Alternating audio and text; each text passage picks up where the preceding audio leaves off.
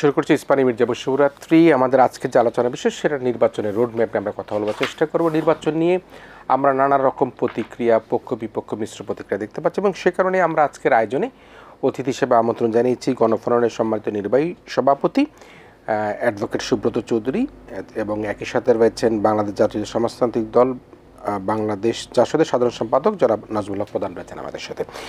আমি দুজনকে স্বাগত জানাই। আমরা নির্বাচন নিয়ে কথা বলবার চেষ্টা করছি এবং দাদা আপনাকে দিয়ে আলোচনা শুরু করতে চাই। প্রয়োজনীয় সংস্কার শেষে যত দ্রুত সম্ভব জাতীয় নির্বাচনের কথা বলা হচ্ছিল। ডিসেম্বরের নির্বাচনের কথা বলেছেন অন্তর্বর্তীকালীন সরকার, বলছে একটু দেরি হলে হয়তো বা দুই এক মাস পিছাতেও পারে, কিন্তু বিএনপির পক্ষ থেকে নির্বাচন জুন জুলাই তো করা সম্ভব বলে তারা কিন্তু বলেছেন। ইতিমধ্যে আমরা দেখেছি ছাত্ররা যারা এই গণবিপ্লবের মুখে সম্মুখ সারিতে ছেড়ে এই হাসিনা সরকারকে পতন ঘটেছিল, তারাও একটা দল গঠন করেছে। তো ছাত্রদের দল গঠন এবং নির্বাচন নিয়ে যেটি বিএনপি নেতা সালাউদ্দিন সাহেব বলেছেন যে আপনি বিদেশি সংবাদ মাধ্যমে নানা রকম কথা বলতে পারেন, কিন্তু বাংলাদেশকে প্রেসকে আপনি কেন একটা নির্বাচনের রোডম্যাপ ঘোষণা করেন না, এই যে একটা মিশ্র প্রতিক্রিয়া। অন্যদিকে জামাত বলছে যে তারা আগে জাতীয় নির্বাচনের পূর্বে স্থানীয় সরকার নির্বাচন চায়। তো নির্বাচনের রোডম্যাপ, নতুন ছাত্রদের দল গঠন এবং আমাদের রাজনীতির ভবিষ্যৎ নিয়ে আপনার এই সার্বিক এই মোটা দাগে পর্যালোচনা কি? ধন্যবাদ জনাব নাজমুল হক প্রধান, শুভেচ্ছা। এখন একটা বয়ান শুরু হয়েছে, সেটা কি সংস্কার।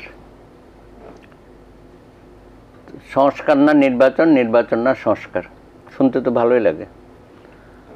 তো শেখ হাসিনার আমলেও তো আমরা দেখেছিলাম উন্নয়ন, কম উন্নয়ন না বেশি উন্নয়ন, কম গণতন্ত্র, এগুলো শুনতে শুনতে কান ঝালাপালা হয়ে গেছে। এখন এই সরকার গত ৬-৭ মাসে যা শুরু করেছে, মানুষ তো ত্যক্ত বিরক্ত হয়ে যাচ্ছে। আরে সংস্কার কী করবা, করে ফেলো না, এতদিন হয়ে গেছে, সব কিছু রাজনৈতিক দলের সাথে আলোচনা করে করতে হবে এমন তো না। আপনি পুলিশের সংস্কার করবেন, এটা আলোচনার দরকার আছে? পুলিশকে ঢেলে সাজাবেন, প্রশাসনকে ঢেলে সাজাবেন, সেগুলো করেন। বিচার বিভাগকে ঢেলে সাজাবেন, কেউ তো বাধা দিচ্ছে না। আপনি বিচারপতি নিয়োগের আইন করেছেন না, কেউ এটার বিরুদ্ধে কথা বলেছে? দু একজন হয়তো বলেছে যে আইনজীবী প্রতিনিধি নাই কেন, ঠিক আছে। তা আমার কথা হচ্ছে আপনি সংস্কার করে কতদিন আর সময় নেবেন? আর এক দেশে এত বড় একটা পরিবর্তন হয়ে গেল, তো আপনি তো একটা গণতান্ত্রিক ধারায় রাষ্ট্রটাকে তো এগিয়ে নিয়ে যাবেন, সেই জায়গায় আপনি এটাকে মনে হচ্ছে যে আপনি বাধা সৃষ্টি করছেন অথবা দীর্ঘসূত্রিতা করছেন সংস্কারের নামে। আলাপ আলোচনার মধ্যে আমরা তো, উনিও ছিল, ২৭টি দল গেছে, অধিকাংশই দল যার যার কর্মসূচি, যার যার রাজনৈতিক বক্তব্য দেওয়া শুরু করেছে দলীয় দৃষ্টিকোণ থেকে। সেখানে যে সংস্কারের আলোচনা তো হচ্ছে না। আপনি বলছেন পরে কমিশনগুলো আলাদা আলাদা বসবে, তা আলাদা আলাদা বসলেও তো কতগুলো রাজনৈতিক দল আমি দেখলাম, ইনক্লুডিং এই নতুন যে রাজনৈতিক দল হয়েছে, এরা এদের বিভিন্ন কর্মসূচি বা বক্তব্য এই সরকারের ঘাড়ে চাপিয়ে দিতে চাই, ইউনূস সাহেবের ঘাড়ে, যে আপনাকে এগুলো করতে হবে। যেমন একটা কিছুক্ষণ আগে দেখলাম যে জুলাই ডিক্লারেশনের দলগুলো নাকি একমত হয়েছে। তা আমি তো এরকম একমত হয়েছে কোনো তো এখনো তো দেখি নাই, বা আমাদের সাথে তো ওইভাবে আলোচনা হয় নাই। আপনারা বলছেন প্রোক্লেমেশন অফ রিভলিউশন, আমরা বলছি ডিক্লারেশন অফ গণ অভ্যুত্থান। তো আপনার তো হেডিং নিয়ে তো ডিফারেন্স হয়ে গেল এইখানে। তারপরে কতগুলো আমার কাছে মনে হচ্ছে যে অতিমাত্রায় বাড়াবাড়ি করা হচ্ছে। সংবিধান নিয়ে যেগুলো আপনারা প্রস্তাবনা উত্থাপন করেছেন, বা এগুলো তো আপনাদের কাজ না, বা এগুলো রাজনৈতিক দলগুলো আলোচনা করবে বা কী করবে? আপনাদের কোনো দূরভূষণ দিয়ে আছে, যেটা ছাত্রদের নতুন যেটা হয়েছে তাদের বক্তব্য তো আমরা বলছি, তারা নতুন রিপাবলিকের কথা বলছে, সেকেন্ড রিপাবলিক। আশ্চর্য ব্যাপার, যার যা খুশি। হ্যাঁ ঠিক আছে, আপনি ভাই ইলেকশানে যান, ইলেকশানে গিয়ে আপনার এই বক্তব্যগুলো ওখান থেকে মাঠ থেকে নিয়ে আসেন, নির্বাচিত প্রতিনিধি হয়ে আসেন। তারপরে আপনি বলছেন যে গণপরিষদ নির্বাচন, এটা তো একটা ভয়াবহ অবস্থা। সারা দেশের মানুষ জাতীয় সংসদ নির্বাচনের দিকে তাকিয়ে আছে, অধিকাংশ রাজনৈতিক দল। আপনি এখন এর মধ্যে আর কতগুলো ইস্যু তৈরি করে দিচ্ছেন, নিজেদের মধ্যে বিভাজন। জুলাই অভ্যুত্থানের পরে আমাদের পুরা জাতির যে একটা একতা আমরা দেখেছি, ঐক্য, এবং সেটা তো বিভিন্ন সময় মাননীয় প্রধান উপদেষ্টা আপনি যখন ডেকেছেন সবাই গেছে, হ্যাঁ, আপনাকে কোনো ছাড়া, কন্ডিশন ছাড়া সমর্থন দিয়েছে। আজকেও আপনি বলেছেন, হ্যাঁ, যে সকল দল আপনাকে সমর্থন দিয়েছে। তো দিলে পরে আপনি কেন এত ঢিলেমি করতেছেন? আর রোড ম্যাপ এটা আর কত বলবো, এটা বলতে বলতে সবার ফেনা উঠে গেছে প্রত্যেকটা রাজনৈতিক দলের। তো আমার মনে হয় দিন শেষে আজকে উনি একটা কথা বলেছে, যদিও বিবিসিতে বলছে একরকম, হ্যাঁ, যে ডিসেম্বরে অথবা পরেও হইতে পারে। আবার প্রেস সেক্রেটারি, হ্যাঁ, আপনাদের অত্যন্ত প্রিয় ব্যক্তিত্ব, তিনি বলছে মার্চ এপ্রিলেও হইতে পারে। তো এইসব কথা বাদ দিয়ে সর্বশেষ যেটা বলছেন ডিসেম্বরে নির্বাচন হবার সম্ভাবনা আছে। দয়া করে ওখানে থাকেন, কারণ এরপরে যদি আপনি কথা বলতে থাকেন এগুলো সবাই কিন্তু বিভ্রান্তি ছড়াবে। আর বিশেষত যেই দলটাকে নিয়ে মানুষ সন্দেহ করতেছে, একটা সমাবেশ করে, তারা একটা রাজনৈতিক দল দিয়েছে, এখনও তাদের কি আদর্শ আমরা দেখি নাই, দুই একটা শব্দ তারা জাতির সামনে উপস্থাপন করেছে, এগুলোতে আমরা কনফিউজ। হয়তো ভবিষ্যতে তারা এগুলো ক্লিয়ার করবে। আশা করি আমাদের মধ্যে বিভাজনটা করবেন না, সরকারে যারা বসে আছেন তাদের পক্ষ থেকে মাননীয় উপদেষ্টারা এবং প্রধান উপদেষ্টা, আপনারা যাতে এমন বক্তব্য দেবেন না যেটা বিভ্রান্তি ছড়াবে এবং রাজনৈতিক দলগুলোর মধ্যে অনৈক্য সৃষ্টি হবে। এবং এই যে একটা স্থানীয় সরকার নির্বাচন নিয়ে অতি উৎসাহী হয়ে গেছে, এবং নতুন যেটা দল হয়েছে তারাও তো ওইটা নিয়ে লেগে গেছে আর কি। এটা তো অবাস্তব। ইলেকশন কমিশনও বলেছে যে আমার পক্ষে ডিসেম্বরে স্থানীয় সরকার নির্বাচন করা সম্ভব না, বরঞ্চ তারা বলেছে আমি অক্টোবরের মধ্যে তৈরি থাকবো, ডিসেম্বরের নির্বাচন হইতে পারে, আমি অক্টোবরে সব কিছু গুছিয়ে ফেলবো। তাইলে কেন আপনি আমাদেরকে বারবার সকালে এক কথা দুপুরে এক কথা বলা শুরু করেছেন? আশা করি আমাদের বোধোদয় হবে, বিশেষ করে মাননীয় প্রধান উপদেষ্টা, আপনি শুধু বাংলাদেশের না সারা বিশ্বের একজন নন্দিত ব্যক্তি, খুব দ্রুততম সময়ে নির্বাচনটা দেন এবং অত্যন্ত সম্মানিত ব্যক্তি, সম্মানজনকভাবে আপনি রাজনৈতিক একটা সরকার গঠনের মধ্য দিয়ে আপনি বিদায় নেবেন, এটাই আমরা আশা করছি। নিশ্চয়ই আমরা আলোচনায় আসবো। প্রধান ভাই, রাজনীতির চড়াই উত্তরে বহু দেখেছেন, ছাত্র রাজনীতি করেছেন, জাসদ দেখেছেন, বাকশাল দেখেছেন, স্বাধীনতার পরবর্তী সময়ও খুব তারুণ্যের ছাত্রত্ব নেতা হিসাবে করেছেন। এখন যে ছাত্রদের দল গঠিত যেটি হলো সেটি নিশ্চয়ই একটা কথা তো আমাদের বলতে হয়, সে কথাটা কিন্তু যারা আজকে বড় রাজনৈতিক দলের নেতৃবৃন্দ রয়েছেন তারাও বলে, এই ছাত্ররা যদি এই জুলাই বিপ্লবের অগ্রভাগে না থাকতো, নিশ্চয়ই এটা গত 15 বছরে নানা রকম জুলুম, নির্যাতন, হত্যা, গুম, খুন সব কিছুরই একটা বিস্ফোরণ ঘটেছে। কিন্তু এই ছাত্ররা যদি সম্মুখভাবে না থেকে তারা যদি এভাবে অ্যাগ্রেসিভভাবে এই পতিত আওয়ামী সরকারকে বিদায়ের জন্য তারা একত্রিত না হতো, তাহলে কিন্তু এই সংগঠিত করা কিন্তু মুশকিল হতো। এটি তো মোটামুটি সবাই আমরা কিন্তু এটা বলবার চেষ্টা করি। কিন্তু এই অবস্থায় যখন গত শুক্রবার রাজনৈতিক দলটি গঠিত হলো, সেখানে 3টা বিষয়, এখানে কিন্তু দাদাও বললেন যে সেকেন্ড রিপাবলিক, গণপরিষদ এবং ইনকিলাব জিন্দাবাদ, এই 3টি বিষয় নিয়ে নানা রকম মিশ্র প্রতিক্রিয়া রয়েছে। এবং এই ছাত্রদের রাজনৈতিক দলের ভবিষ্যৎ কী এবং নিবন্ধিত হলে তারা কি হবে, কতখানি তারা তৃণমূল পর্যায়ে যেতে পারবে, আপনি একজন সিনিয়র রাজনীতিবিদ হিসাবে কীভাবে দেখেন বিষয়টাকে? অসংখ্য ধন্যবাদ আপনাকে দাদা। সেখানটায় উনি বলছেন কিছু কথা, আমি একটা বিষয় খুব পরিষ্কার করে বলতে চাই, সেটা হচ্ছে যে বাংলাদেশে যতগুলি আন্দোলন হয়েছে আমাদের পাকিস্তান আমল থেকে, সমস্ত আন্দোলন অগ্রভাগে ছাত্ররাই ছিল। এবং আপনি দেখবেন, যদি আমি 60-এর দশকের আন্দোলন বলি, ভাষা আন্দোলন বলি, এটা ছাত্ররাই করেছে আন্দোলনটা। পিছনে রাজনীতিবিদরা ছিল, পিছনে ছাত্ররা সংঘবদ্ধ থাকে বলে সুবিধাটা অনেক বেশি। ছাত্রদের সেই সময় একটা কী বলা যায়, স্বাধীন চেতা মনোভাব এবং কোনো স্বার্থগত কোনো বিষয় থাকে না, জাতির স্বার্থটাই ঐতিহাসিক ছাত্রদের কাঁধে পড়ে এখানটায়। তো ফলে আপনার সেই আন্দোলনগুলো হয়ে আছে। 69 আন্দোলনে আমি স্কুলের ছাত্র অংশগ্রহণ করে, দাদা তো নিশ্চয়ই নেতা ছিলেন তখন। আমি সিরিয়াসলি আমাদের ওই বাঙালি জাতীয় যে উৎসলগ্নে ওই যে স্লোগান, যে পদ্মা মেঘনা যমুনা তোমার আমার ঠিকানা, জাগো জাগো বাঙালি জাগো, আমরা বিডি মেম্বার চেয়ারম্যান ঘেরাও করতে যেতাম। আইব খান উন্নয়নের দশক, আমার দাদা ছিল স্কুলের সভাপতি, আমাকে তো একদিন দেখে খুব বকাবই করলাম বাড়িতে, এই তুই জয় বাংলা বলিস, হিন্দুর স্লোগান, মুসলিম লীগ করতেন, হ্যাঁ এই স্লোগান দিস তুই জীবনে এমপি হবে, এইভাবে কথা বললেন। কিন্তু ওই সময় আমাদের, কারণ আমরা পাকিস্তানদের সঙ্গে মেশামেশি করতাম, ওই বিডিআর ইপিআর ছিল বর্ডারে, 14 আগস্ট খেলাধুলা হতো, বুঝি না, পাঞ্জাবিদের অ্যাটিটিউড দেখতাম, ওরা খারাপ বিহেভ করতো, খারাপ কথা বলতো, আমরা বুঝতাম উর্দুতে ওরা খারাপ যাই হোক, তো এইসবের কারণে আমাদের সেই আন্দোলনটা দেখবেন আপনি, নেতা যারা ছিলেন তারা আন্দোলনের আগের থেকে একটা ইশতেহার, তার দফা ঠিক করে ফেলছিলেন, তাই না? এই দফা এই, এবং 69 বিজয়ের পরে যখন 70 ভোট হলো সেই সময় ছাত্ররা আবার ইশতেহার পাঠ করছেন, ঘোষণা, মানে সমস্ত কিছু খুব ডিসিপ্লিন, পরিকল্পিত। আমরা 90-তে যে আন্দোলনটা করেছি, আমি বলছি এই কারণে, 90-তে যে আন্দোলনটা করেছি, সেই 90-তে আমাদের ছাত্রদের দফা ছিল। আপনি জানেন এরশাদ আরবি শিক্ষা বাধ্যতামূলক করছিল, তো এই মজিদ খানের শিক্ষানীতি আমরা সেটা দিয়ে শুরু করে, এবং তার 9 বছরে তাকে উচ্ছেদের জায়গায় এক দফায় চলে গেলাম, তাই না? একটা ধারাবাহিক, এবং আমাদের দফাওয়ারি প্রোগ্রাম ছিল, এবং সেখানটায় রাজনৈতিক দলের প্রোগ্রাম 6 দফায় 11 দফা ছিল, রাজনৈতিক দলের প্রোগ্রাম যুক্ত ছিল যে তুমি একসাথে চলে যাও, এটা কেয়ারটেকার গভর্নমেন্ট নির্বাচন দাও। এটা একটা ছাত্র গণ অভ্যুত্থান ছিল। এবার সমস্যা হয়ে গেছে, এবার 15 বছর ধরে বা 10 বছর ধরে যদি বলেন, 15 বছর ধরে যদি বলেন, শেখ হাসিনা সরকারের তার যে অগণতান্ত্রিক যে ভোটের খেলা, দিনের ভোট রাতে করে অথবা 153 জন বিনা ভোটে হয়ে যাওয়া, এই সামগ্রিক বিষয়ে কিন্তু এখানে জনগণের ক্ষোভ ছিল, এবং জনগণের পক্ষে ক্ষোভটাকে ধারণ করে রাজনৈতিক দলগুলো এখানটায় কথা বলেছে, কখনো কখনো নির্বাচনে অংশগ্রহণ করে চেষ্টা করেছে দেখানোর জন্য যে না দেখি কি হয়। ফলে সরকারের এর মধ্যে সরকারের গুম খুঁট লুটপাট যা যা আছে, আপনার ব্যাংক, আপনার সরকারের পক্ষেই তো অনেক লোক কথা বলেছে যে এই ব্যাংকগুলি যখন দেয় তখন তো মোহিত সাহেব নিজেই পার্লামেন্ট দাঁড়িয়ে বলেছে রাজনৈতিক বিবেচনায় ব্যাংক দেওয়া হচ্ছে।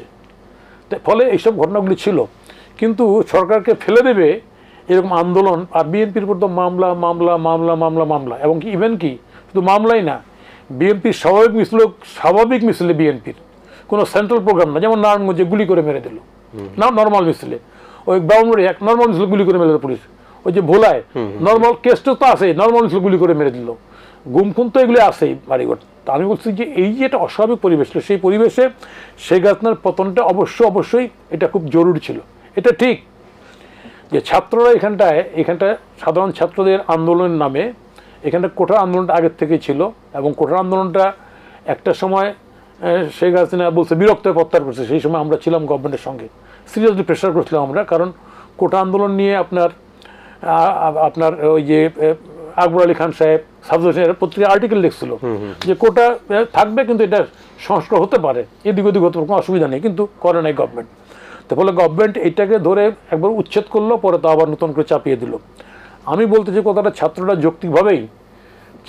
যৌক্তিকভাবে জাতির এই দায়িত্বটা কাঁধে নিয়ে তারা আন্দোলনটা করেছে, হ্যাঁ, এবং একটা অভ্যুত্থান সংগঠিত করেছে, এবং সেই অভ্যুত্থানে কিন্তু দেখবেন আপনি ছাত্রদের থেকে কিন্তু ছাত্ররা জীবন দিয়েছে, এসে কিন্তু শ্রমিক, কৃষক, রিক্সাপুলার সবাই অসংখ্য লোক জীবন দিয়েছে, কারণ এটা অস্বাভাবিক শাসন দেশের মধ্যে ছিল, জাতির উপর চেপে বসছিল অস্বাভাবিক শাসন, একটা কাল্টিজম যেটাই বলেন না কেন, ফলে একটা মারাত্মক আন্দোলন হয়ে গেছে।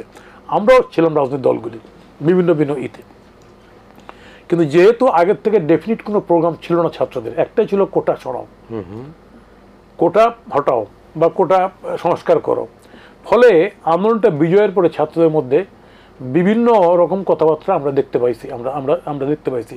কেউ বলছে এটা বিপ্লব শব্দের অর্থ গুণগত আমূল পরিবর্তন, গুণগত আমূল খেয়াল করেন, এটা বিপ্লবটা হয় একটা ফিলোসফিকে, একটা দর্শনকে ধরে, যেমন সমাজতান্ত্রিক বিপ্লব, রুশ বিপ্লব যেটা হয়েছে, খমেনি বিপ্লব, বুঝলেন, শিয়া বিপ্লব অনেকে বলে আর কি, হ্যাঁ, আবার ইসলামপন্থীরা একটা বিপ্লব করার চেষ্টা করছে গোটা বিশ্বে, কিন্তু বিপ্লব করতে পারছে না, আমরা সমাজতন্ত্রী আর পাচ্ছি না রুশ বিপ্লবের পরে, তাই না? তাহলে এই জায়গায় এটা গণতান্ত্রিক অভ্যুত্থান হয়েছে, এখানে ছাত্র গণ অভ্যুত্থান হয়েছে এখানটায়। এই গণ অভ্যুত্থান থেকে একটা সরকার হয়েছে আমাদের সংবিধান নিয়ম কানুন মেনেই, বুঝেন। এখন ওই যে এরকম হয়, হয়তো কারো মনে হয়েছে চোর পালালে বুদ্ধিবার একটা কথা আছে না, আর এরকম সরকার হয়তো ঠিক হয়নি, এটা তো একটা বিপ্লব সরকার হইতে পারতো, শহীদ মিনারের মধ্যে সরকার হইতে পারতো, ফায়ার স্কুল হইতে পারতো। 90 সালে আন্দোলনের মধ্যে আমাদের কাছেও,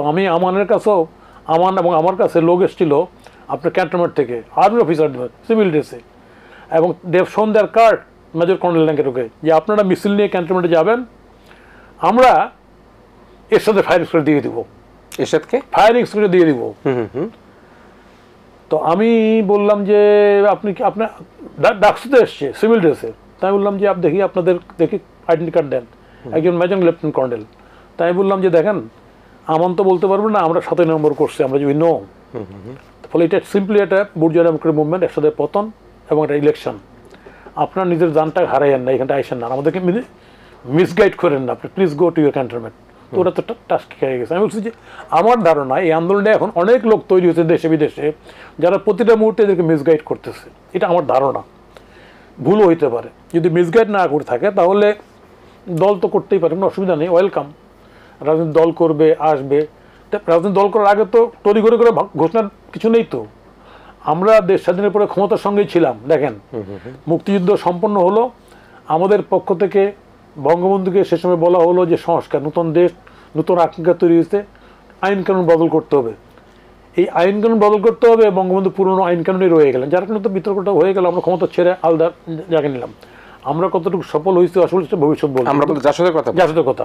কিন্তু আমরা ক্ষমতার থেকে বেরিয়ে আসছি, ক্ষমতার সঙ্গে লেনদেন করে আমরা রাজনীতি করতে চাইনি, জনগণের পক্ষে থাকতে আসি।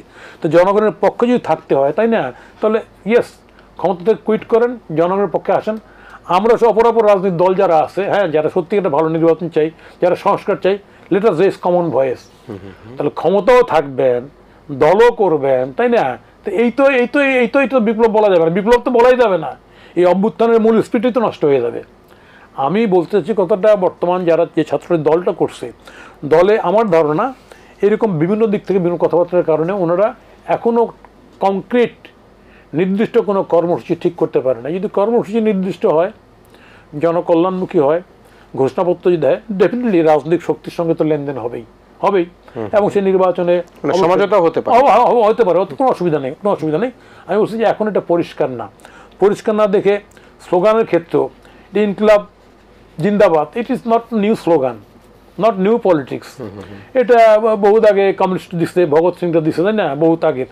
এটা আমাদের দেশে আমাদের আফম আবুলক, উনি আমাদের পার্টির নেতা ছিলেন, সেক্রেটারি ছিলেন, প্রেসিডেন্ট, উনি বক্তৃতা শেষে ইনকিলাব জিন্দাবাদ বলতেন, তাই না, অসুবিধা নেই। তাহলে ফলে এইটা দিয়ে এখানটা নতুন রাজনীতি করতেছে, এটা বোঝার কোনো, পাবলিককে বোঝানোর কোনো সুযোগ নেই। আমি বলতে চাই, what is the program, manifesto ঠিক করেন, প্রোগ্রামটা দেন, দেওয়ার পরে আসেন আমরা পরস্পর মত বিনিময় করে কোন রাজনীতিতে আপনাদের জায়গা যদি করতে চান ভালো। এমনি বিগত 15 বছরের শাসনের কারণে এখানে রাজনীতিতে ভালো ছেলেগুলো আসতে চায় না। ছাত্র রাজনীতি ছিলই না, একদম ছাত্র রাজনীতিকে লাঠিয়াল বানিয়ে ফেলছিল।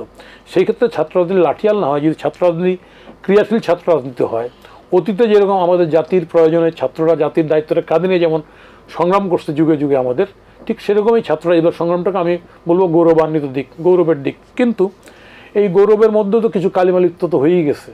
যেমন ধরেন, আমি বলি 6 মাস পরে এই যে ভাঙচুর যেটা হলো, 6 মাস পরে রাতের অন্ধকারে আপনি দিনের বেলায় বুলডোজিং যেটা হলো, আমি বলি এই আন্দোলনটার গৌরবের দিক থেকে কালিমালিপ্ত করছে। গৌরবের দিক যেমন ছিল, এখানে দেখেন যে পুলিশের অফিসার বলতেছে যে স্যার হোম মিনিস্টারকে যে একটা গুলিতে একটাই মরে, বাকি যায় না।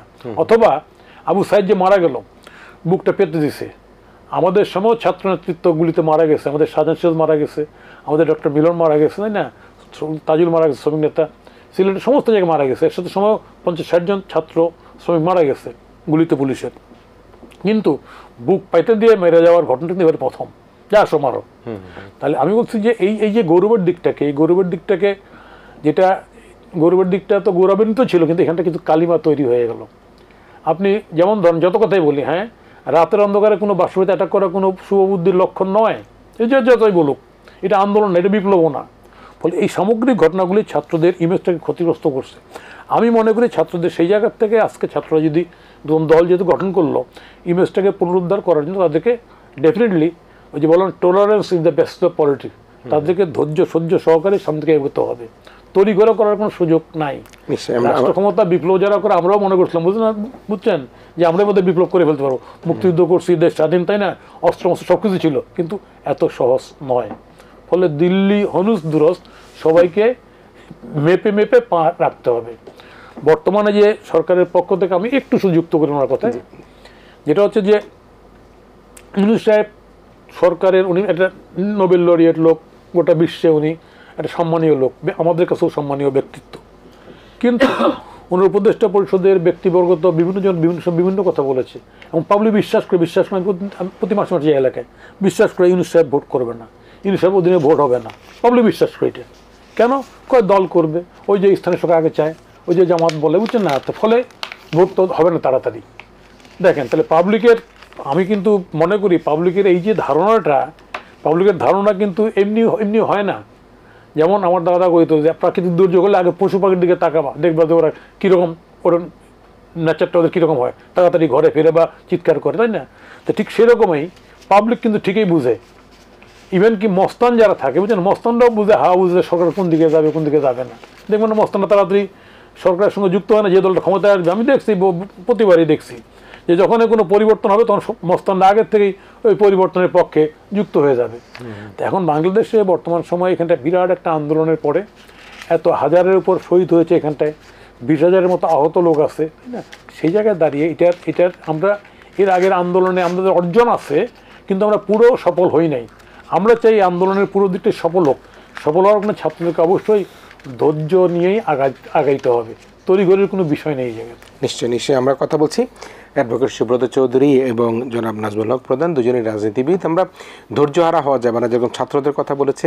আমি রাজনৈতিক নেতা আমার দাদা সুব্রত চৌধুরী রয়েছেন, রাজনৈতিক নেতৃবৃন্দকেও আমরা ধৈর্যহারা হতে দেখতে চাই না। আমরা চাই যে নবীন প্রবীণ মিনে বাংলাদেশের যে গণ অভ্যুত্থানের মাধ্যমে স্বৈরাচারের পতন ঘটেছে, ফ্যাসিস্টের পতন ঘটেছে, সেই পতিত সরকার যাতে কোনোভাবে আবার মাথাচাড়া দিতে না পারে, সেই প্রত্যাশা রেখে আমরা একটা ছোট্ট বিরতি নিচ্ছি। বিরতির পর আবারও আমরা আমাদের আয়োজনে ফিরে আসবো।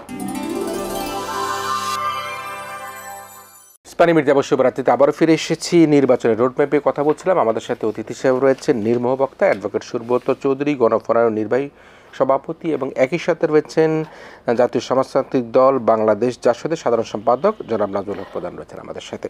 আমরা প্রধান বাড়ির কাছ থেকে অনেক কিছু শুনলাম, এবং একটা বিষয় আমার কাছে বেশ ইন্টারেস্টিং মনে হলো যে আমরা ঝড় বৃষ্টি বা কিছু হওয়ার আগে এই পশু পাখি দেখলেই বোঝা যায় যে আসলে কি ঝড় আসছে কি, বা কোনো এই ধরনের ঘূর্ণিঝড়ের আশঙ্কা আছে কিনা।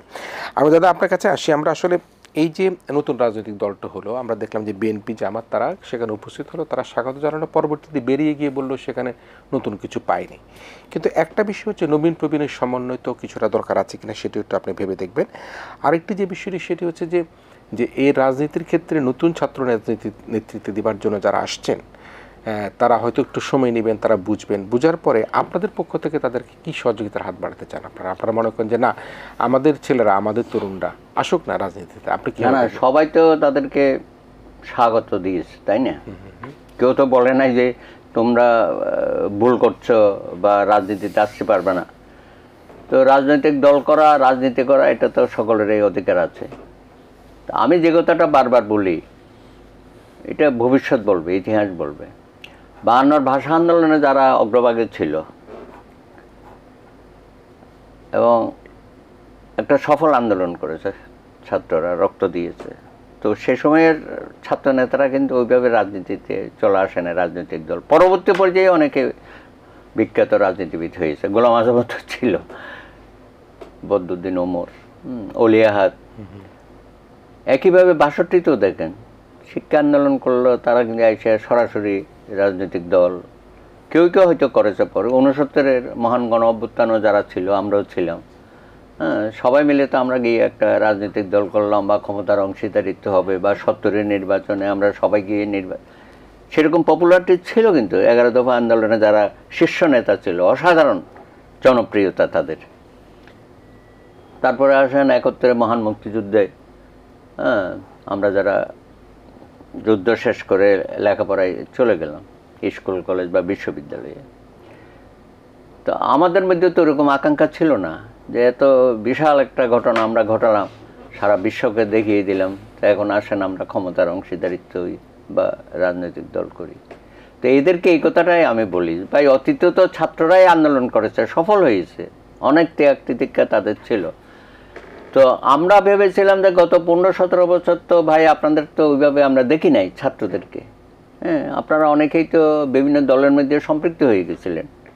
এখন যারা বলে যে আমরা তো ছাত্র শিবির করি, আমরা ছাত্র শক্তি করি, আমরা ওইটা করি, আমরা ছাত্রলীগের মধ্যেই ঢুকে গেছি, তার মানে কি আপনারা ওখানে ঢুকে যারা একটু আন্দোলন সংগ্রাম করতে চাইছিল তাদের বিরুদ্ধে ছিলেন। কতবার মারছে ছাত্র ইউনিয়নকে, সমাজতান্ত্রিক ছাত্র ফ্রন্টকে, ছাত্র ফেডারেশনকে, এগুলো তো আমাদের চোখের সামনেই দেখলাম। তা আপনারা তো তখন ওদের সাথেই কাজ করেছে, লাঠিয়াল বাহিনী, হোন্ডা বাহিনী, হাতুড়ি বাহিনী, হেলমেট বাহিনী, হ্যাঁ, হেলমেট বাহিনী, এই যে আপনার সড়ক আন্দোলনে বাচ্চাদের উপর কি অত্যাচার নিপীড়ন করলেন, তারপরে কোটা আন্দোলনের সময় আমরা এগুলো দেখেছি। তো যাই হোক, শেষ পর্যন্ত আপনারা রাজপথে নেমেছেন, বুক পেতে দিয়েছেন, অসাধারণ আবার একটা নতুন ইতিহাস, নতুন অধ্যায় আপনারা সৃষ্টি করেছেন। কিন্তু কেন জানি আপনারা একটা রাজনৈতিক দল করে ক্ষমতার অংশীদারিত্ব এটার মধ্যে কেন আপনাদেরকে পেয়ে বসলো বুঝতে পারলাম না। তো যাই হোক, এটা হয়তো আমার বোঝার ভুল। হ্যাঁ, আপনাদের একটা আকাঙ্ক্ষা আছে, কিন্তু ভাই এটা করতে গিয়ে আপনি তো শিক্ষাঙ্গনের অবস্থাটা তো দেখছি না আমরা। আপনি স্কুল কলেজের পরিবেশটা ফিরিয়ে আনেন, এখানে মারামারি হানাহানি কুয়েটের মধ্যে কদিন আগে কি হয়ে গেল, এবং প্রায় জায়গায় এগুলো হবে। আমি বলেছিলাম যে আপনারা ইমিডিয়েটলি চাকসু ইকসুর ইলেকশনগুলো করেন, সেখান থেকে ছাত্র নেতা আরও বেরিয়ে আসুক শত শত। হ্যাঁ, এখন যারা ধরেন আমাদের আগেও যারা ছিল তারা কিন্তু এই সমস্ত নির্বাচনের মধ্য দিয়ে, হ্যাঁ, উনিও হয়তো বহু নির্বাচন ছাত্র আমরাও করেছি বা আমরা নির্বাচিত হয়েছি, তো সেভাবে আসেন। কিন্তু হঠাৎ করে আপনারা, এখন তো বয়স কম আপনাদের, হ্যাঁ, এবং যিনি সভাপতি বা আহ্বায়কের দায়িত্ব পালন করছেন কতই বা বয়স হবে। যাই হোক, আপনাদের সিনসিয়ারিটির কোনো অভাব নাই, কিন্তু বলছি যে এখন যেভাবে আপনারা বেছে নিলেন, হ্যাঁ, কিন্তু অতীত ইতিহাস আমাদের তো সেটা বলে না।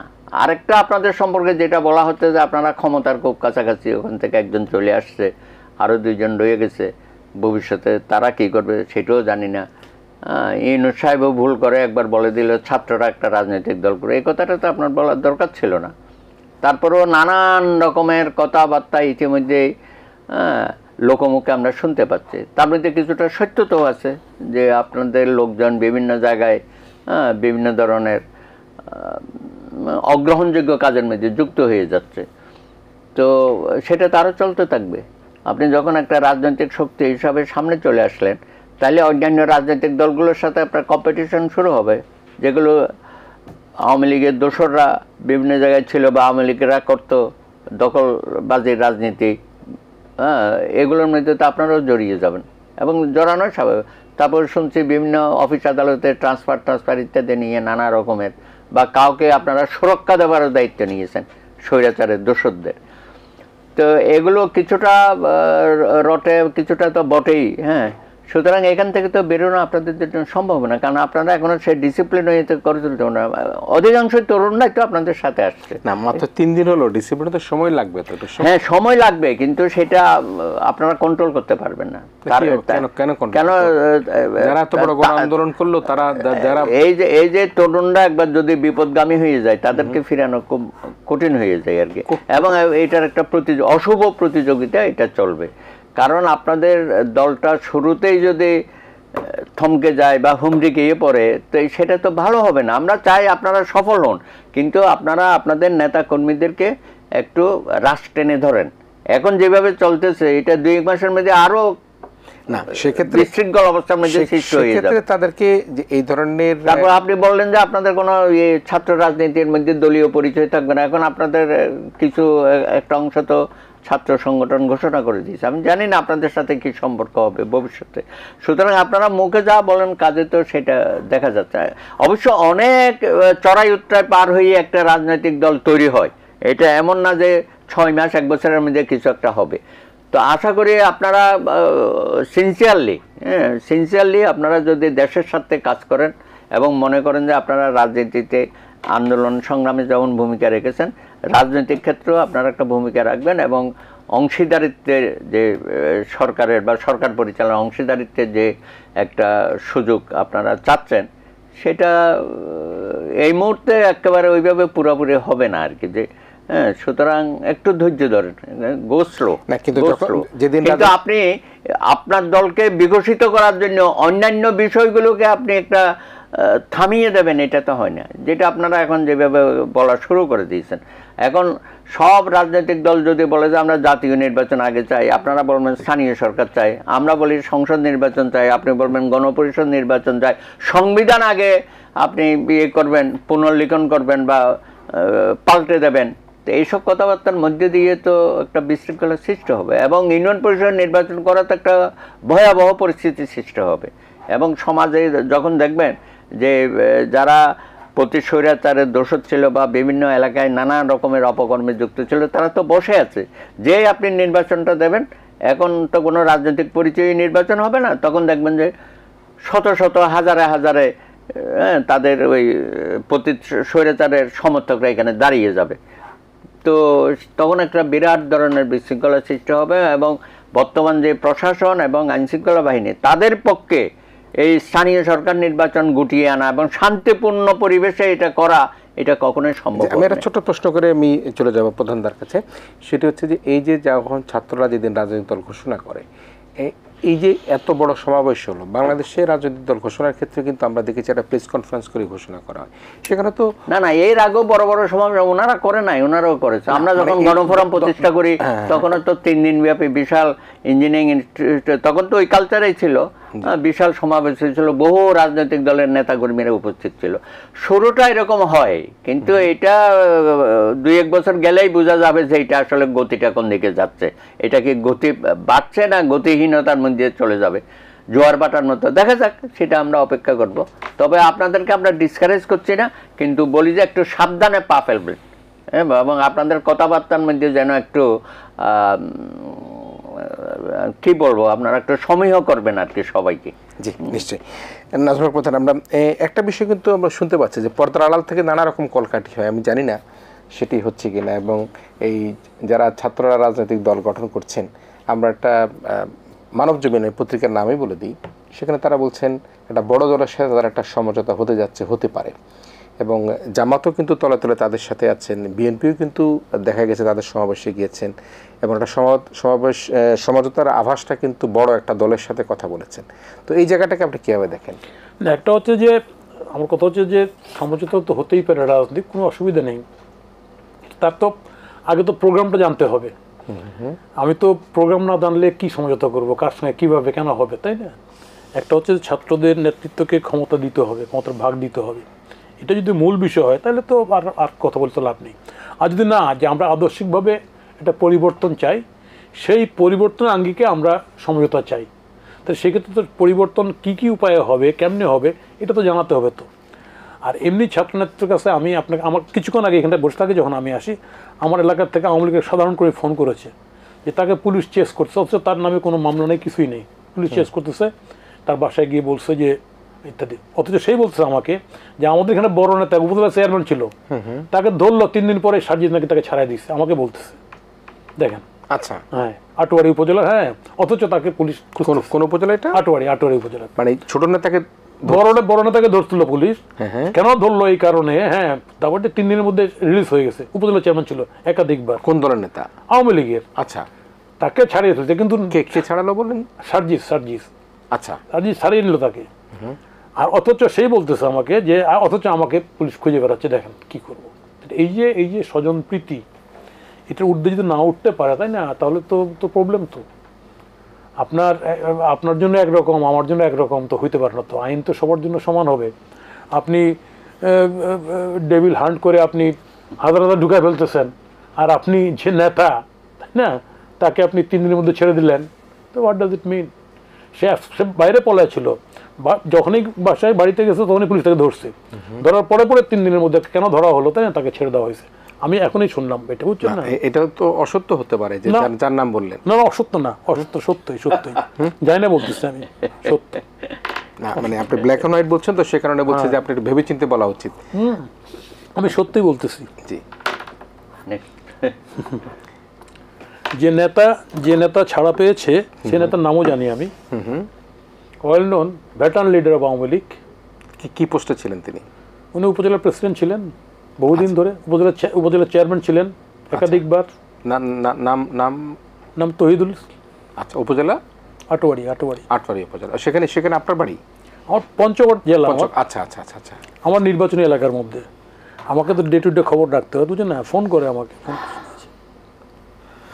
তো যাই হোক দর্শক, আমরা আবার একটা বিরতি নেই, এবং বিরতির পর আবার ফিরে আসবো আমরা নির্বাচনের রোডম্যাপ নিয়ে। আমাদের যে দুজন অতিথি, অ্যাডভোকেট সুব্রত চৌধুরী এবং জনাব নাজমুল হক প্রধান, দুজনই থাকবেন আমাদের সাথে। ছোটটা বিরতি নিচ্ছি।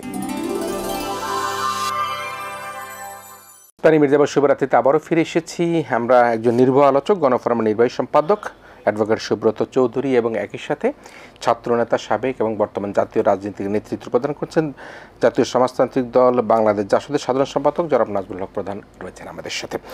আমরা 52, 69, 70, 71 এবং 90 এবং 24শে গণঅভ্যুত্থানের বিষয়গুলো শুনলাম, বিশেষ করে নাজমুল হক প্রধান ভাই বললেন, এবং সেই ছাত্র নেতৃত্বে তিনি যখন নেতৃত্ব দেন তখন মাত্র ঢাকা বিশ্ববিদ্যালয়ে আমি ছাত্র হিসাবে আমার ভর্তি হই, তখন সেই সময়কার কথা নিশ্চয়ই আমাদের মনে আছে। তো আমি একটা বিষয় এখন দাদা আপনার কাছে আসতে চাই, এই যে পক্ষ বিপক্ষ তৈরি হচ্ছে, রাজনৈতিক দলগুলোর মধ্যে মতভেদ থাকতে পারে, যুক্তি পাল্টা যদি থাকতে পারে, কিন্তু এই যুক্তি পাল্টা মত বিভেদ যদি এক ধরনের সহিংসতায় রূপ নেয়, তাহলে কিন্তু পতিত আওয়ামী সরকাররা কিন্তু আবার দেশের মধ্যে একটা ফনা তুলতে পারে। একই সাথে আমরা একটা জিনিস লক্ষ্য করছি, যেটা কিছুক্ষণ আগে নাজমুল হক প্রধান ভাই বললেন, যে দেখা যাচ্ছে যে যিনি প্রধান নেতা তাকে কেউ না কেউ ছাড়িয়ে আনবার চেষ্টা করছেন। তো আমাদের অনেকেই কিন্তু এখন একটা জিনিস মনে করে যে আওয়ামী লীগকে প্রতিদ্বন্দ্বী হিসাবে রাখলে তারা মাঠে কিছু ফায়দা পাবে, এবং সে কারণের জন্যই মনে একটা স্লিম আওয়ামী লীগ থাকুক, ছোট্ট করে আওয়ামী লীগ নির্বাচনে আসুক, আওয়ামী লীগ আসলে অসুবিধা কী, যারা এই ধরনের কথাগুলো বলে সেগুলো নিয়ে আপনার বিশ্লেষণ কী? না না, আপনি তো শুরু করেছেন যে নতুন রাজনৈতিক দলের প্রেক্ষাপট নিয়ে। তারা তো আওয়ামী লীগকে নিষিদ্ধ করার ব্যাপারে খুব সোচ্চার দেখি, এবং যারা নিষিদ্ধ চায় না বলা হচ্ছে এরা পুনর্বাসন করতে চায়, হ্যাঁ, এবং অন্যান্য রাজনৈতিক দলের উপর তারা নানানভাবে দোষ চাপাইতে চায়। কিন্তু আমরা তো শুরুতেই দেখেছিলাম যে এই ছাত্র নেতৃবৃন্দ তারা সারা বাংলাদেশের যারা পলাতক অবস্থায় আছে বা দেশে আছে অনেকেই এক জায়গায় জড়ো করার চেষ্টা করেছিল। উপজেলা চেয়ারম্যান, ইউনিয়ন পরিষদের চেয়ারম্যান, তাদের বোধহয় প্রথম এটা ছিল, প্ল্যানটা ছিল ওদেরকে দিয়ে মাঠের রাজনীতিটা তারা করবে। পরে যখন দেখলো যে না এটা খুব সমালোচনা হচ্ছে, ওইদিকে আর যায়নি, তখন তারা নতুন এখন যে প্রক্রিয়ায় গেছে সেটা ভালো। আপাতত হয়তো ওখান থেকে তারা সরে আসছে, কিন্তু তাদের মাথার মধ্যে আছে যে ওই তৃণমূলের সংগঠন করতে গেলে স্থানীয় সরকারের নির্বাচনের মাধ্যমে যারা আসবে বা যাদেরকে নিয়ে আসবে, হয়তো প্ল্যানে থাকতে পারে, তাদেরকে দিয়েই দলটাকে তৃণমূল পর্যন্ত নিয়ে যাবে। তো আমার মনে হয় না এগুলো সাকসেসফুল হবে। আর আপনি যে অনেকের কথা বলছেন, এখনও অনেক ওইভাবে দৃশ্যমান হয় নাই, কিন্তু কথাবার্তার মধ্যে বাক বিতণ্ডা হয়তো চলতেছে আমাদের। তার সাথে জামাতে ইসলামী তাদের যে বক্তব্যগুলো আমরা দেখি যে এই নতুন যে রাজনৈতিক সংগঠন হয়েছে তাদের কথার সাথে অনেকাংশে মিলে যায়। তো তাতে অনেকে হয়তো আশঙ্কা প্রকাশ করছে হয়তো ইন ফিউচার এরা হয়তো জামাতিদের সাথে একটা অ্যালায়েন্স করতে পারে। অবশ্য আপনি তো আরেকটা ইনফরমেশন দিলেন। তো এগুলো স্পেকুলেশন, হ্যাঁ, কোনটা যে হবে আদতে এটা তো না হওয়া পর্যন্ত বলতে পারবো না। কিন্তু কিন্তু কিছুটা শুরুটা তো মনে হয় যে অনেক শুরু মনে হয় কিনা। না, আমি বলতে যে এখনো বাকবিতণ্ডার মধ্যে আছে আর কি। এটা ভবিষ্যতে তো হয়তো চরম একটা অরাজক পরিস্থিতি সৃষ্টি হতে পারে। সেই ব্যাপারে আমরা প্রধান উপদেষ্টাকে বলবো যে আপনি দয়া করে এগুলো আর বাড়তে দিয়েন না। হ্যাঁ, আপনি একটা অত্যন্ত নির্মোহভাবে আপনি যে শব্দটা ব্যবহার করেন, নিরপেক্ষতা বজায় রেখে সকল দলকে আপনি ওন করেন, ওন করে আপনি একটা গ্রহণযোগ্য, আপনি বলছেন না বিশ্বের সবচেয়ে গ্রহণযোগ্য একটা নির্বাচন আপনি দেবেন, যেটা প্রতিদ্বন্দ্বী আমরা ইয়েতেও দেখলাম নির্বাচন কমিশন। হ্যাঁ, তো সেই জায়গায় আপনি আপনার ভূমিকা যেন এমন না হয় যে আপনি কোনো একটা দলকে আপনার হয়তো ব্লেসিং দিচ্ছেন। এই যে ধরেন যিনি চলে আসলেন, হ্যাঁ, তো বিদায় বেলা একটা কোলাগুলি করছেন, করে না, এটা তো পাবলিকলি দেখানোর কোনো দরকার ছিল না। কারণ কেউ যদি চলে আসে এরকম একটা কোলাগুলি করে চলে আসছে, আমাদের সংস্কৃতির মধ্যে এটা যায় না। যাই হোক, যেটা হয়ে গেছে হয়ে গেছে, ভবিষ্যতে যেন এগুলো না হয়। হ্যাঁ, আপনার নিরপেক্ষতা খুবই দরকার, খুবই জরুরি। আমরা আপনার কাছে আবার আসবো। প্রধান ভাই, আপনার ব্যক্তিগত একটা এঙ্গেজমেন্ট আছে, সে কারণে আপনাকে আলোচনা করে শেষ করে দিব। এই যে অনেকগুলি অভিযোগ কিন্তু তৈরি হয়েছে, অভিযোগটা কিন্তু শুধু এককভাবে যে ছাত্রদের নিয়ে নয়, আমরা যারা ভবিষ্যতে রাজনীতি আসবে তাদের নিয়েও কিন্তু নানা অভিযোগ রয়েছে। আমরা যেটা দেখতে পাচ্ছি সেটি হচ্ছে যে এখন যেখানে হাট বাজার দোকানপাট বিভিন্ন ক্ষেত্রে নানা রকম মিশ্র প্রতিক্রিয়া শুরু হয়েছে। এখন সবশেষ আপনি আমাদের আজকের আলোচনার মধ্যে দিয়ে একটা গণতান্ত্রিক, অধিক গণতন্ত্র, একটা ভবিষ্যৎ রাজনীতি নিয়ে আপনার বিশ্লেষণ কি থাকবে? সেটা ছাত্র নিয়েই হোক, আপনার দল নিয়েই হোক, বিএনপি নিয়ে হোক, জামাত নিয়ে হোক, যাকে নিয়ে হোক না কেন। একটা হচ্ছে যে আমাদের এখানটায় কতগুলি বিষয় খুব পরিষ্কার করা উচিত। আমাদের অভ্যন্তরীণ রাজনীতিতে আমি একটা বিষয় খুব শঙ্কিত এইখানটায় যে গত পতিত স্বৈরাচারী সরকার আমাদের তো আসলে প্রশাসন থেকে শুরু করে সর্বত্রই উনি একটা নৈরাজ্যিক পরিস্থিতি তৈরি করছে। আমি যদি প্রতিবেশীর সম্পর্কের ক্ষেত্রে বলি, এটা হচ্ছে স্বামী স্ত্রীর সম্পর্ক বলে তারা ওই সম্পর্কটাকে ভ্রাতৃত্বপূর্ণ বা বন্ধু সম্পর্ক নষ্ট করে দিচ্ছে তারা। দ্বিতীয় আসেন তাহলে ওই সম্পর্ক আমাদের পুনরুদ্ধার করতে হবে। দ্বিতীয় আসেন আপনি এই জায়গায় আমাদের আইন শৃঙ্খলার যে বিষয়টা এমন করে করছে, এই যে হেলমেট বাহিনী আজকে বের করুক না, হেলমেট বাহিনী তো করছিল গভর্নমেন্টের সত্য, এবং এই হেলমেট তো ঢাকা করে দিক থেকে হেলমেট, তারপরে পুলিশের ড্রেস বের হয়েছে তো সেই হেলমেট বাহিনী। তা গভর্নমেন্ট এজেন্সির কাছে কি নেই কতগুলি হেলমেট বাহিনীর সদস্য ছিল? এই হেলমেট সদস্য গেল কোথায়? এই হেলমেট বাহিনীর সদস্যগুলি কোথায় লুকায় গেল? এরা কি করলো ডিউরিং মুভমেন্ট? এটা বের করার দরকার তো। আমি বলছি যে প্রশাসনটাকে যেভাবে সেক্ষেত্রে ব্যবহার করছে, আজকে প্রশাসনের সেই রোগটাকে যদি আমি চিহ্নিত না করতে পারি, তাই না, তাহলে আমি তো সেম কাজই করবো। এখন যেগুলি হচ্ছে মানে আমি বলছি যে পুলিশকে আগে সরকার ব্যবহার করছে একরকমভাবে, এখন পুলিশ ব্যবহৃত হচ্ছে আরেকরকমভাবে। আপনি গ্রামে গিয়ে খোঁজ নেন, যার কারণে এখানটায় ইউনুস সাহেব মাননীয় ইউনুস সাহেব বলছেন যে না পুলিশ সাহস পাচ্ছে না। No, that is not the thing. পুলিশকে পরিচালনা করার ক্ষেত্রে ভিন্ন দৃষ্টিভঙ্গি গ্রহণ করা এখন হচ্ছে না। সরকারি দৃষ্টি মানে ওই যে এরা এরা এরা হচ্ছে দলের লোক। ইউনুস সাহেবের প্রচ্ছন্নভাবে বলার কারণে, ছাত্ররা দল বলার কারণে এই ছাত্র নেতৃত্ব বা এরা একটা বিশেষ সুবিধা বা সুযোগ এনজয় করতেছে। এটা জনগণ এভাবেই দেখতেছে। তৃতীয় বিষয় হচ্ছে রাজনৈতিক শক্তি সমস্যা। প্রথম থেকে একটা বিসম্বাদনটা তৈরি করছে রাজনৈতিক শক্তি সমস্যা সম্পর্কে, যে আমরা আপনাদের নেত্রীকে মুক্ত করছি, অথবা আপনারা পারেন নাই। হ্যাঁ, 53 বছর এই যে উপদেষ্টা বৃন্দ যে কথা বলে যা পারেন নাই, ওনারা প্রথমে তো ওই যে কি পলিথিন ক্লিয়ার করতে গেছিলো, তারপরে রিক্সাও তুলতে গেছিলো, বুঝছেন না, তো এগুলো তো করতে গেছে তো। তা আমি বলছি অ্যাজ এ হোল এখানটা এই যে বর্তমান সরকারটা রাজনৈতিক শক্তির সঙ্গে সমন্বয় না করে বরঞ্চ একটা বাক বিসম্বাদ তৈরি করে সন্দেহের জায়গা তৈরি করছেন। ফলে পাবলিক ন্যাচারাল কারণে এই সরকারের কাছে ভোট শান্তিপূর্ণ, নিরপেক্ষ, সুন্দর, সুষ্ঠু হবে এটা আশা করে না। এটিকে এই চিন্তাটা কিন্তু পাবলিক মধ্যে থেকে গেছে। এই জায়গা থেকে উত্তরের জন্য আমি মনে করি ঠিক আছে, দল করছে করুক, এই দলকে কোনো রকম সহযোগিতা আজকে কেন প্রেস সেক্রেটারি বক্তব্য দিতে হবে যে না ডিসি সাহেব এই জায়গায় যুক্ত ছিলেন না, কেন দিতে হচ্ছে? এইরকম ঘটনাগুলি সারা দেশেই ঘটছে কি না এই কথা তো আসবে। সেই জায়গায় আমি আমি বলছি দলটা যদি একদম যদি সত্যি সত্যি যদি দলটা গড়ে ওঠে। আমরা একটা বিষয় নজর আমরা একটু লক্ষ্য করছি যে কথায় কথায় প্রেস সচিব সাহেবকে সবাই আমরা একটু দোষারোপ করার চেষ্টা করি। এখন দেখেন ডক্টর ইউনূস তো সেরকম নয় যে কথায় কথা তিনি বক্তব্য প্রদান করেন, সেক্ষেত্রে তিনি হয়তো বা তার পক্ষে ক্ল্যারিফাই করেন। ওনার কথার মধ্যে কূটনীতির ভাষায় কথা বলতে ঠিক না তো। আপনারা কম সব চাইলে আপনার তাড়াতাড়ি ভোট, বেশি চাইলে একটু দেরি হবে। হোয়াট ডাজ ইট মিন? এইভাবে কথা বলা ঠিক না তো ওনার তো। আপনি বুঝলেন এগুলো ডিপ্লোম্যাটিক ওয়ার্ডস ব্যবহার করার ক্ষেত্রে জনগণের সঙ্গে রাজনৈতিক দলকে উনি করলো না, একটু রুটি বেলার মতো বেললো না যে আপনার যে কম সময় তাড়াতাড়ি ভোট বেশি দেরি হবে। এই যে রুটি বেলা, এই যে বেলে কথা বলা, তাহলে এটা ঠিক না তো ওনার। It will speak properly as per decision of the government as a spokesman. It's not right that. আমি বলছি যে এইভাবে কথা বলতে ন্যাচারালি কনফিউশন তৈরি হবে, প্রশ্ন তৈরি হবে। আমি সেই কারণেই বলছি কথাগুলি। আমার সর্বশেষ কথাটা হচ্ছে যে নতুন রাজনৈতিক শক্তি যেটা আসছে ওয়েলকাম, তাদের সঙ্গে পুরাতন যে রাজনৈতিক শক্তি আসছে না, এটা আমাদের জাতীয় চেতনার সঙ্গে মিলিয়ে আমাদের কি সমস্যাটা কি আমাদের এখানে সমস্যা হচ্ছে আমরা যিনি ক্ষমতা যে সে রাবণ হয়ে যাই। এখনও তো এই কয়েকদিনে পাবলিক তাই মনে করতেছে, আমিও তো মনে করছি রাবণ হয়ে গেছে। এই রাবণ না হয়ে কিভাবে সেবক হব সেই রাজনীতিটা করে নাই। সেটা শেখ হাসিনা নিজেই তো, উনি তো জনকের কন্যা হয়ে উনি তো সব কিছু হয়ে গেছেন।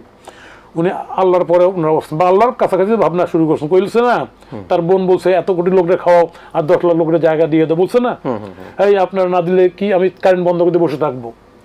এই জাহাঙ্গীর ইউনিভার্সিটির কথা বলছে, কয়ে যে বেতন বন্ধ করে দিই আমি। মানে আমি সে অ্যাপ্রোচটা, যে অ্যাপ্রোচ, সেই অ্যাপ্রোচে তো দেশ চললে তো হবে না, চালালে তো হবে না। তাহলে আমি যদি সেবক হতে চাই, এখানটা রাজনীতিটা ছিল যে মুনাফা করার ব্যাপার। রাজনীতি করছে যিনি, উনি মুনাফা করবে। এই জায়গার থেকে বেরিয়ে উনি সন্ত্রাস করে ক্ষমতাটাকে কুক্ষিগত করবে। তাহলে এই জায়গা থেকে বেরিয়ে আমাদের একটা ভালো রাজনীতি, জনগণ তার ভোটের মাধ্যমে তার নেতৃত্ব নির্বাচন, এই পথটা উন্মুক্ত করতে হলে আমাদের এখানে সবাইরই পতিত স্বৈরাচার বাদ দিয়ে বা তার সহযোগী বাদ দিয়ে সবাইকে একটা ঐক্যমতের ভিত্তিতে আসতে হবে। ছাত্ররা যদি মনে করেন জাতীয় নেতৃত্বে আসতে চায়, সেখানে বাধা কোথায়? কোনো বাধা নাই। কিন্তু জাতীয় নেতৃত্ব যারা মাঠে রাজনীতি ক্রিয়াশীল আছেন তাদেরকে চ্যালেঞ্জ করে না। আমি বলছি যে তো সেভাবে তারাও কিন্তু তাদের বক্তব্য বলেছে আমরা নবীন প্রবীণ মিলেই করতে চাই। Fine, very good, welcome. তার প্রতিচ্ছবি দেখতে হবে তো, সে তার রিফ্লেকশন আমাদের সমাজে থাকতে হবে। আসুক, এখনো আসে নাই তো এটা। আসলে না তখন বলতে পারবো, ভালো কথা। নবীন প্রবীণের নিয়েই তারা আসতেছে, ইট ইজ ভেরি গুড, কোনো অসুবিধা নেই, আমরা তো সেটাই চাই।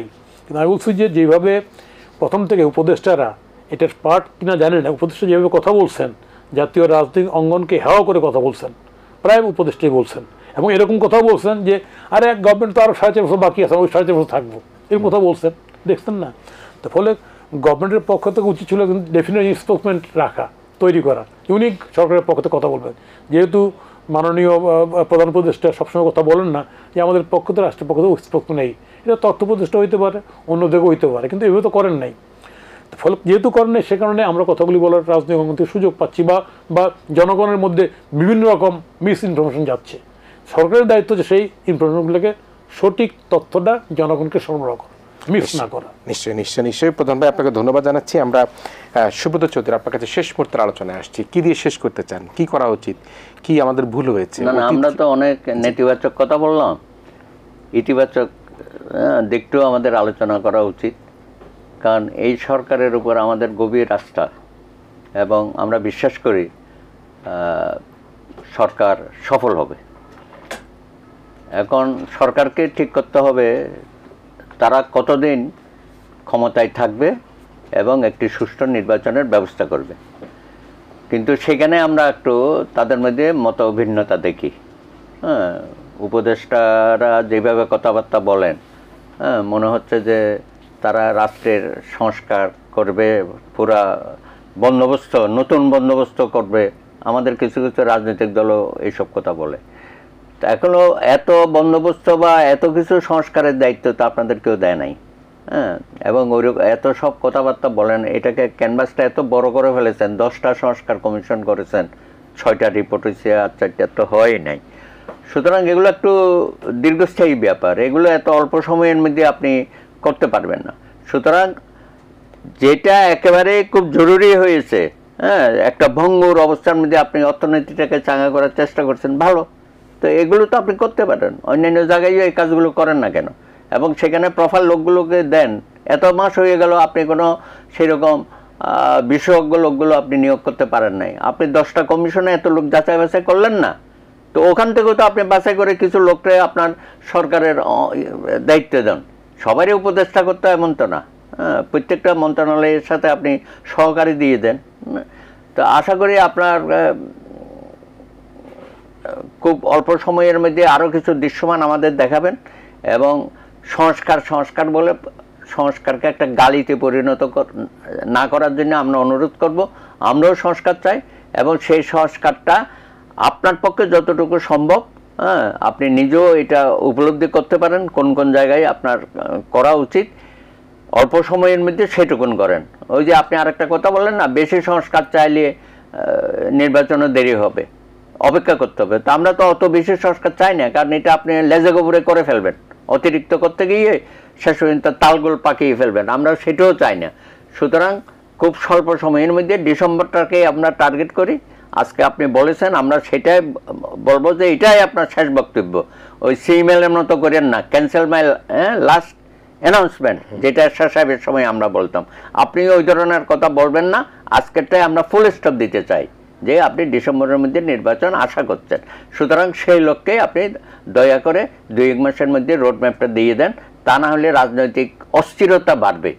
কারণ 15 বছর ধরে একটা জগদ্দল পাথর আমাদের উপর চেপে বসেছিল।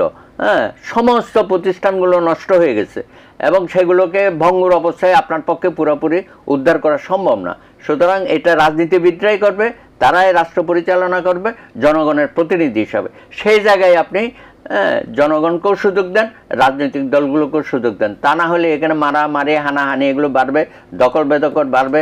এই যে মামলা করেন, হাজার হাজার মানুষের বিরুদ্ধে মিথ্যা মামলা হচ্ছে, গায়েবী মামলা হচ্ছে, তাদের পরিবার পরিজনের উপর নানানভাবে পুলিশেরও করছে অপসংস্কৃতি, যেটা শেখ হাসিনা চালু করে দিয়ে গেছে, পুলিশ বাহিনীরও মামলা বাণিজ্য করছে, রাজনৈতিক দলের নেতাকর্মীরাও কিছু কিছু এটার মধ্যে সম্পৃক্ত হয়ে গেছে। যত দিন যাবে আমরা এগুলোতে দেখব আমরা জনগণ একটা অসহায় হয়ে যাবে, এবং আপনার ছায়ায় থেকে এই ধরনের অপকর্মগুলো হবে, অন্যরা করবে, কিন্তু আপনার ঘাড়ে দায়িত্বটা পড়বে।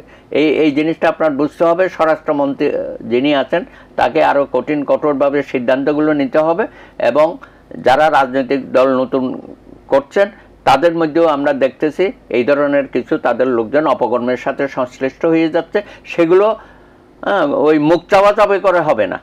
সুতরাং ওরা বৈষম্য বিরোধী ছাত্র আন্দোলনের নেতা বলে তাদেরকে আপনি দূরে সরিয়ে রাখবেন, তাদের এই কর্মকাণ্ডগুলোকে আপনি হাত দেবেন না, তা হতে পারে না।